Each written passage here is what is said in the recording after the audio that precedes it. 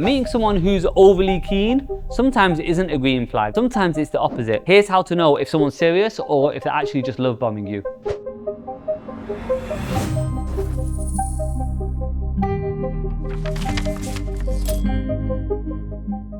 For all the Muslims looking for a partner, let's talk about love bombing. What does it mean? In short, what is love bombing? It's where on the first day of meeting someone, they're telling you, oh my God, you're amazing, you're the person I'm gonna marry, blah, blah, blah, blah, blah. Often when people are love bombing you, there's a whole bunch of reasons and it's complicated. Often it is the man being very overt and actually quite overwhelming in his messages of, oh, how much he likes you, how much he's in love with you, how much you're amazing, how much he likes X, Y, Z, how perfect you are, etc., etc.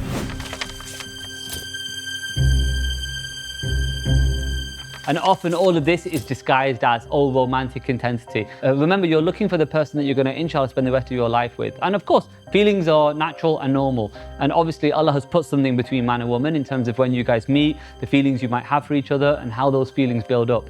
You want to make sure, A, that you keep it halal in that context, but also you want to make sure that you don't get carried away with your emotions and feelings, whereby all those feelings and emotions actually impair your ability to think carefully and to think logically. Remember, you're trying to make quite a calm, considered decision over whether this person is or isn't the person that you want to spend the rest of your life with. And often it's not just combined with things they say, it's combined with things they do. So often they'll be throwing gifts at you, getting you flowers, getting you expensive gifts really early on into the journey. Now, this is where you need to be a really good judge of character. You need to figure out, is this person just generous and it's well-meaning, or actually, does this make you a little bit uncomfortable? Number one, if it makes you uncomfortable, say so. And try and set those limits and boundaries early that, look, it's too early for you to be giving gifts and I don't want these gifts, thank you very much. I'm still trying to get to know you. It helps keep a healthy distance and hopefully helps prevent you guys getting too close too soon, where, like I said, it starts affecting your ability to think straight and figure out, is this person suitable? You have to figure out, is the pace a little bit too fast to be genuine? You have to figure out, well, are they just bombarding me with lots of gifts every time we meet and it's actually overwhelming? Are you thinking, well, I'm receiving all these gifts, but I barely know this person? Because they're the real questions and actually red flags that you need to be thinking about. One of the tactics of people who overload you with gifts and fancy gifts and expensive gifts is that you almost feel obliged to spend time with them or to be really accommodating with them. You know, you have this fear of upsetting them or saying no, and that's a problem. And remember, and I'm sure many Muslim women know this, gifts and monetary things, they're easy, they're low effort. You don't want someone who all of a sudden is showering you with gifts and then you can't get hold of them for the next 2 weeks and they're ignoring your messages and kind of treating you and putting you at a distance before they turn up again. That's always something slightly worrying. You want someone who consistently is putting the effort in with you to get to know you and build that relationship.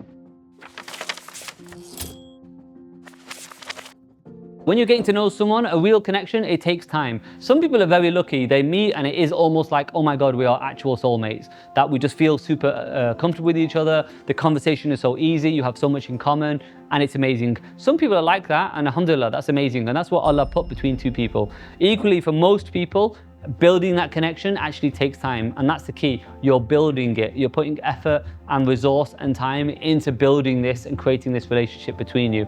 It takes time. You can't shortcut these things. And like I said, when love bombing comes in, that's somebody attempting to shortcut a relationship, often when there actually isn't a strong foundation there already.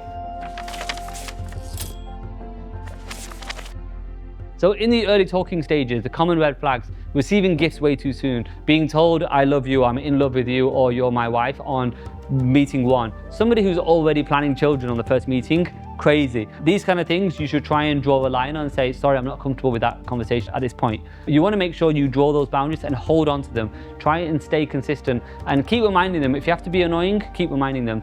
If they don't respect what you're saying and actually continue to make you uncomfortable, that's where you might need to draw the line and say, I don't think this is for me, goodbye. The ultimate thing to remember is always for you as the other party to always protect yourself.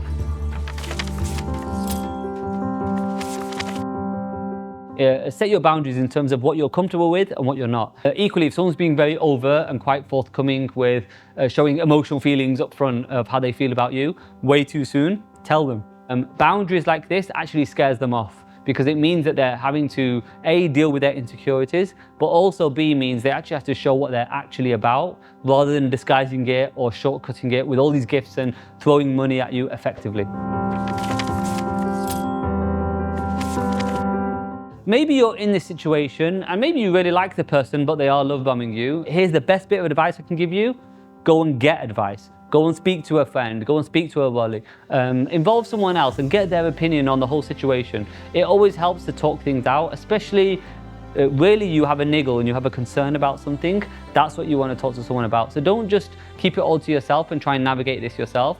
Seek help, right? Get actual advice, explain the situation and say, okay, what do you think I should do in this situation? Or what should I be aware of? And hopefully they'll just help alert you to a few things that might be a good reminder for you of how you should try and conduct this initial conversation.